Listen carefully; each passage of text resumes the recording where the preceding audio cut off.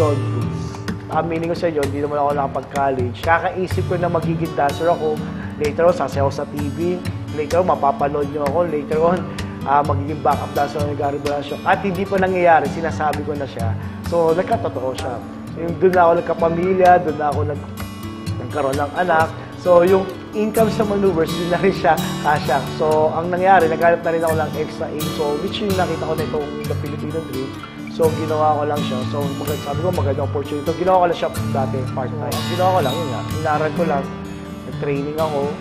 Nakinig ako sa mga upline. Nagpasala ako ng libro. So, yun, naging successful ko.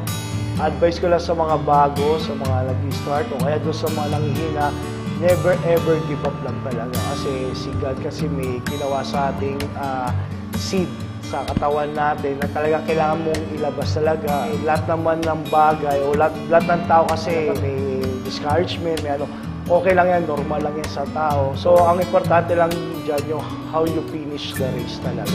Hindi importante how you start eh. Ang importante kasi how you finish.